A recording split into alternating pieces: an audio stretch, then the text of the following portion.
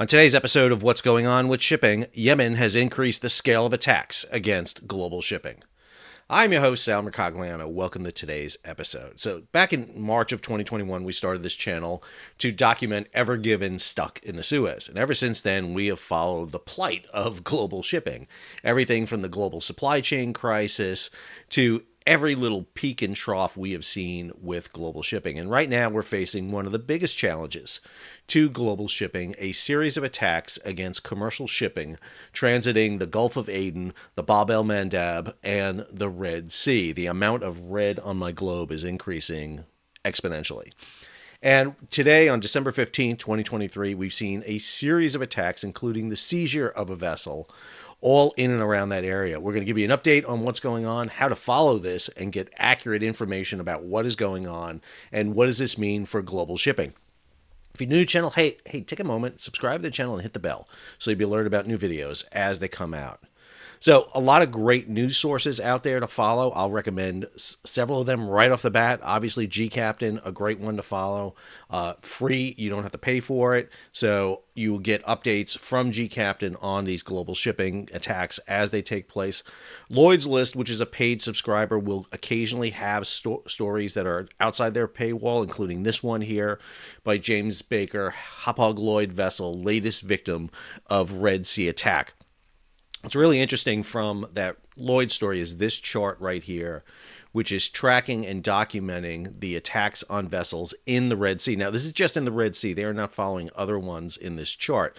So, for example, here you see the seizure of the Galaxy Leader. This takes place about a week after the Houthis. The Houthis are the group that are executing this in Yemen. Yemen is in the midst of a civil war, and I'm not going to go into the background of that. It's a whole separate subject. But a huge civil war has been going on in Yemen for over a decade. The Houthi have control of really the western part of Yemen, and this is where the large number of attacks are coming. They are doing this in response to Israel's invasion of Gaza, which in turn was done as a result of the Hamas attack on Israel. And again, there is 80 years of history or thousands of years of history behind that. We're focusing right here on global shipping.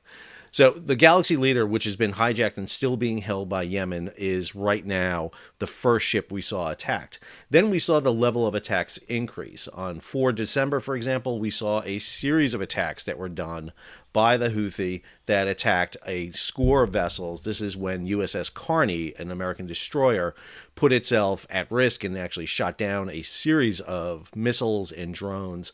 This was attacks against the motor vessel number 9, the AMO Sophie 2, and the Unity Explorer. Then fast forward to about 11 December, we see the Houthis are declaring for attacks against all ships heading to Israel. They declare them all legitimate targets, and then we just see a series of attacks, and I've done a lot of videos on each of these. So we saw the Strinda attack, followed by the Ardmore Encounter was attacked, and then Maersk Gibraltar on December 14th. Now, the Maersk Gibraltar is a very interesting attack because that's a Hong Kong flagged vessel, and we're going to come back and talk about that in a minute. But then on December 15th, we see attacks on 3 vessels: the Al Jasra, the MSC Palladium 3, and the Columbine Maersk. What's not shown here is the seizure of a Bulgarian-owned Malta-flag bulker out in the Gulf of Aden. And so we're definitely seeing an escalation in the scope and scale of attack. I should also mention that many of these attacks are against ships that have nothing at all to do with Israel. Nothing whatsoever.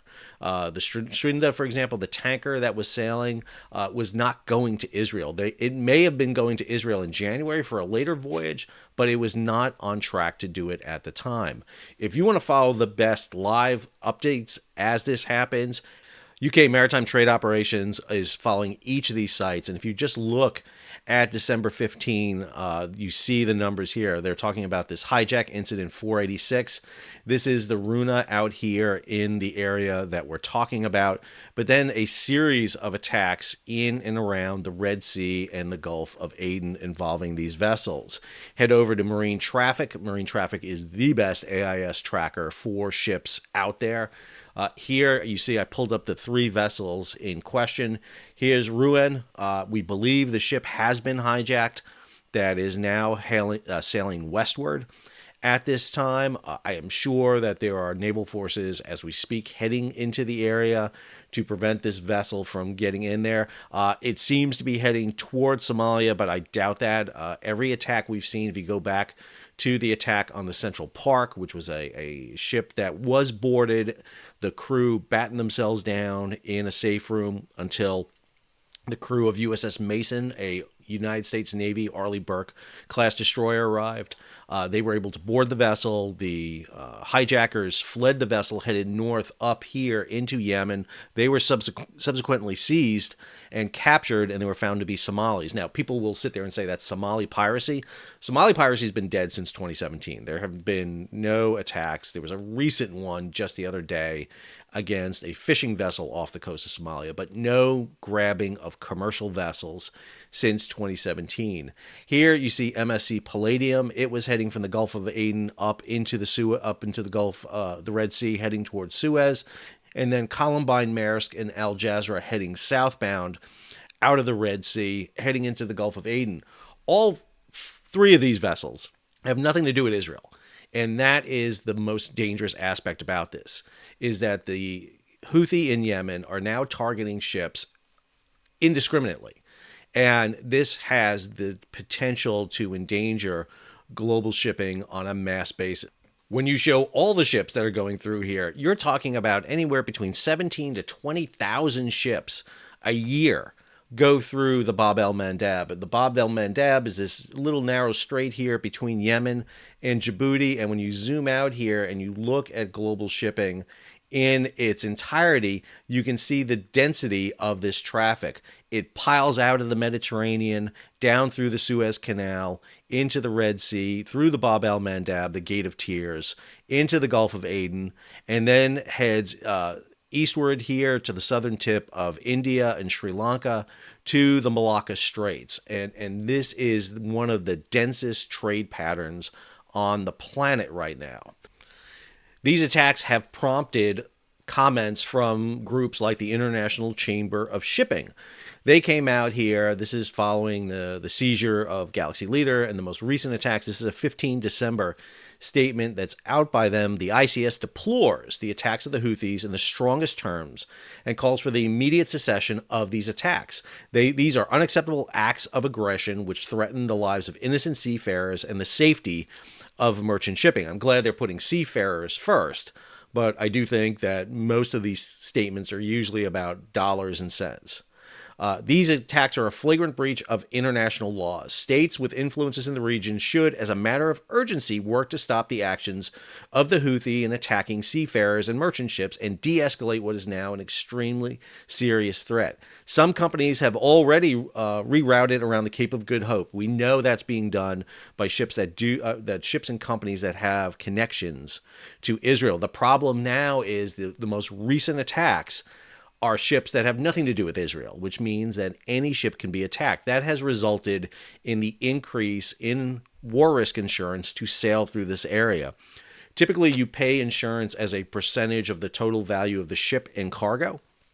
And then war risk is on top of that, much like you would have insurance for your house that may not cover a flood or you know, a kind of any sort of damage beyond normal damage. You would have to have an extra insurance, and that's what war risk insurance is.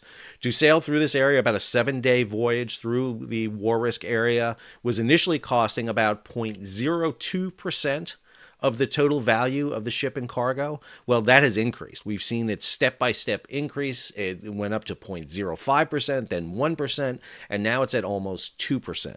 And while this is not a huge amount of money, we're maybe talking about just, maybe just reaching six figures now, hundreds of thousands of dollars, which sounds like a lot of money, don't get me wrong. But in terms of the overall value of a ship and cargo, it's not huge.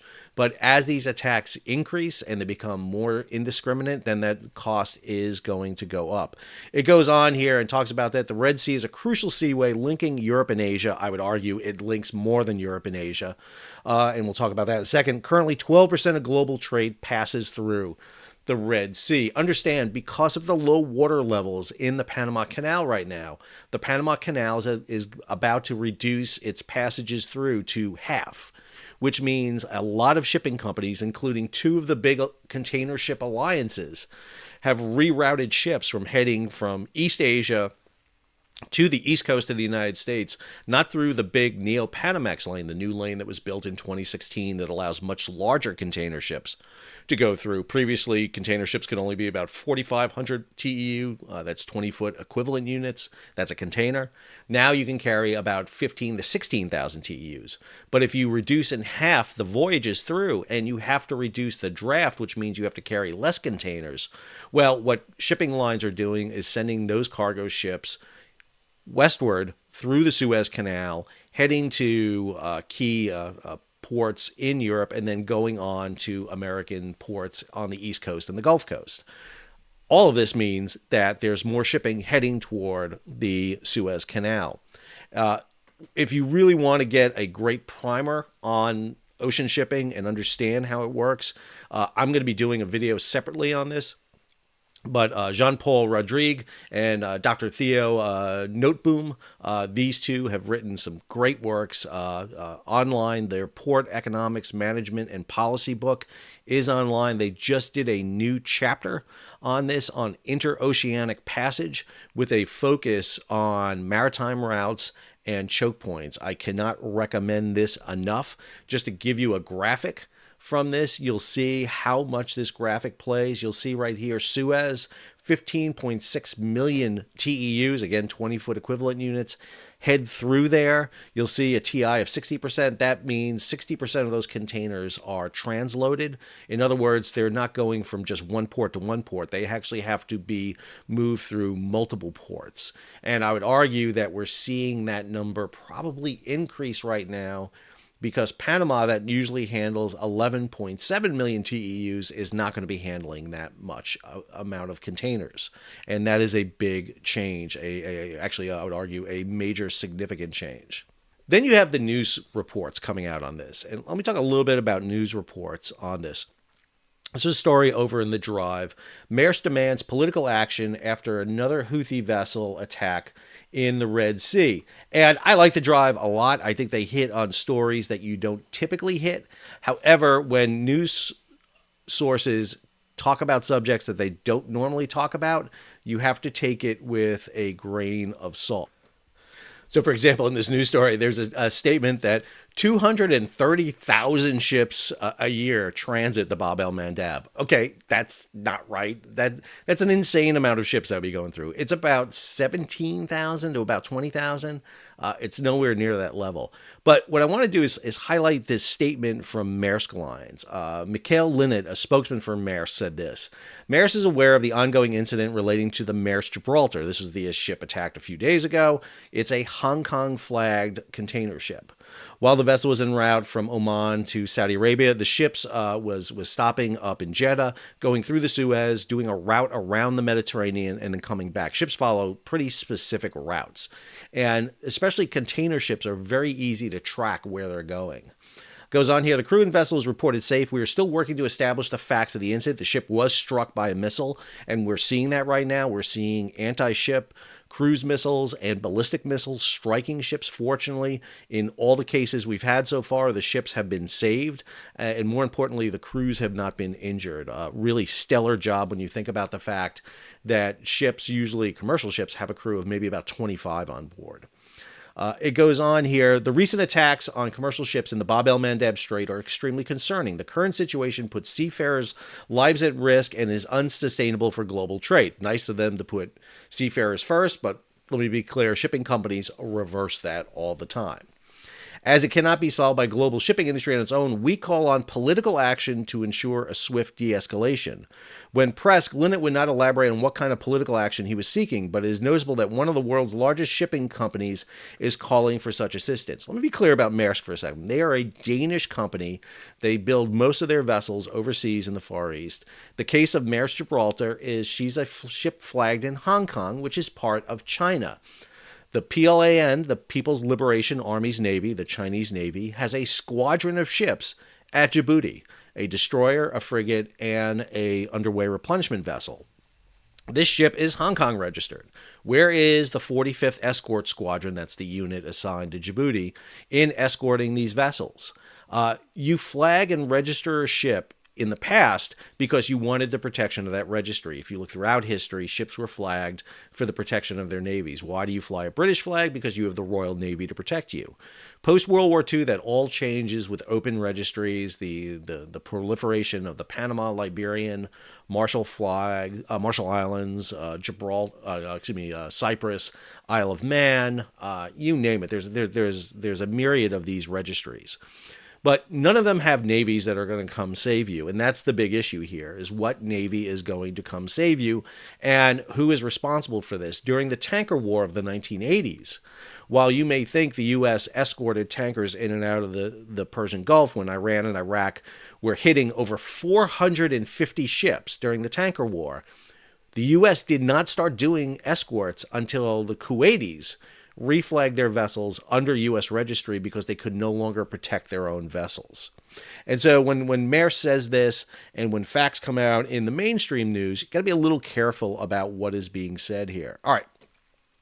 Some other stories that came out. So this is one from Tradewinds. Tradewinds is a huge name in maritime shipping news. It really is geared toward the shipping companies. It is very expensive to have a subscription to Tradewinds. But this story, what if the Suez Canal closed? Owners would make more money. And it does raise the question, if you see the Suez Canal close, what does that mean? Back in 1956 and again in 1967 to 1975, the Suez Canal closed during wars between Israel and Egypt. If you close the Suez, or if the Bab el-Mandeb gets so untenable that ships start to divert around, they'll go around the southern tip of South Africa. They'll go around the Cape of Good Hope. Now, this adds time to your voyage. If you're coming from the Gulf Coast of the United States, for example, and you're bypassing the Panama Canal, but you want to come here to the east coast of Asia, it's actually not that much longer to go this southern route. It actually adds only a few days. So it's not substantially longer. Plus, you save a Suez Canal transit. Now, transiting the southern tip of South Africa right now is fine. It's summertime. But come wintertime in the southern hemisphere, come, May through August, that's a lot different of a scenario. But if you have to sail from the east coast of Asia and get up into the Mediterranean, that is a much substantial longer route. That's a 7 to 10 day extra route. And what happens here is really not so much the longer, that it's going to cost you more money in fuel. The problem is time. And time is the big issue, because whereas maybe you're able to make 6 runs a year or 5 runs a year, if you have to sail that extra time, you're only making 5 or 4 runs a year. You're losing a run. And that's millions of dollars. And that's the impact we start seeing. When Ever Given went sideways in the Suez, about 6 days in, when it was freed, that's when shipping companies were starting to make the decision whether or not to route around. Ships were piling up at both ends of the Suez, 450 ships almost. But ships were not making the big diversion because it was not economical to do it. Once it's economical to do it, they'll start doing it. But understand, that means increased freight rates, because you have to haul cargo much further, what are called ton miles. So a lot of cargo right now that would be going through the Panama Canal can't do it because of low water. Now that cargo is being hauled over longer distances, which means the tonnage is going longer miles. That means it is more expensive. And all that means higher cost for you. Finally, this last story by Lodestar, route diversion. The captains don't know where they're coming or going. Ships are being routed crazily right now. They don't know. Ships are heading toward the Bab el-Mandeb, and at the last moment they may get turned around. Same thing happening at the Panama Canal, where there are bids going on for one of the passages through the Panama Canal. So the maritime choke points, and I haven't even brought up the Black Sea, the Turkish Straits, what's going on up in the Baltic, what's going on in the South China Sea. We're just dealing right now with the Panama and Suez Canal, the Red Sea, the Bab el-Mandeb, and the Gulf of Aden. All of those have issues. The Straits of Hormuz all have issues. And that brings us to the last thing. Who should be doing something about this? Back in 2022, the United States Navy, the Fifth Fleet, under Central Command in Bahrain, established CTF, Combined Task Force 153, for Red Sea maritime security. Much like they have combined task forces for patrolling in and around the Straits of Hormuz to deal with anti-piracy off the coast of Somalia, they set up this unit for the Red Sea. Now, the issue is, should the U.S. Navy be leading this? And I have some doubts about that for a couple of reasons. We've seen some great effort by U.S. destroyers. Definitely no shortage of this. We've heard reports that the Eisenhower Battle Group, the battle group centered on the aircraft carrier Dwight D. Eisenhower, has sailed out of the Straits of Hormuz and is heading into the Gulf of Aden, potentially to provide additional assets. This should not be the U.S. Navy solo handling this. The people who have the biggest impact right now in this, or most impacted by this, is Europe and Asia. They're the ones. This trade route is almost, I don't want to say exclusively because it's not, but predominantly used between Europe and Asia. And therefore, the European powers, the Asian powers all should have a role in this. We're hearing word that the Japanese are sending a larger task force over to the region. China has a task force in and around the region, but we haven't seen much of them. So far, it's really been the U.S. Navy along with the French Navy doing this. We know that the British is sending a Type 45 destroyer, HMS Diamond, to the area. The question is, what happens next? Because understand, the only way to stop this from happening is to hit the Houthi on land, is to take out the launchers and do that. And I'm not sure everybody is ready for a ground war in the Arabian Peninsula. But they do want to see the protection of shipping. And right now, who's being targeted is innocent ships and their innocent crews. And that, to me, is the big problem. Because when you destabilize this region, you're going to see all of a sudden economic issues happen around the world. Because shipping won't stop. Let's be clear. If you don't go through this region, you're just going to go around Africa. You're going to find diversion routes. Water, pour water on the sidewalk, will find the cracks. Well, shipping will find the same thing on the globe. This is an issue that is escalating. And what needs to be done is an international response to the Houthi, who have basically declared war not on Israel, but on international shipping. And that's an issue that requires an international response, not just the U.S. Navy and the U.S. military acting unilaterally. And to me, that's an important thing. If you want U.S. protection, hey, go put a U.S. flag on your ship. Go hire a U.S. crew, put a U.S. flag on it, and you'll get it. There are U.S. ships sailing through this region every day. And I guarantee you they're getting protection by the U.S. Navy as they sail through. Because once a ship is attacked with of the U.S., that's going to change this equation quite a bit.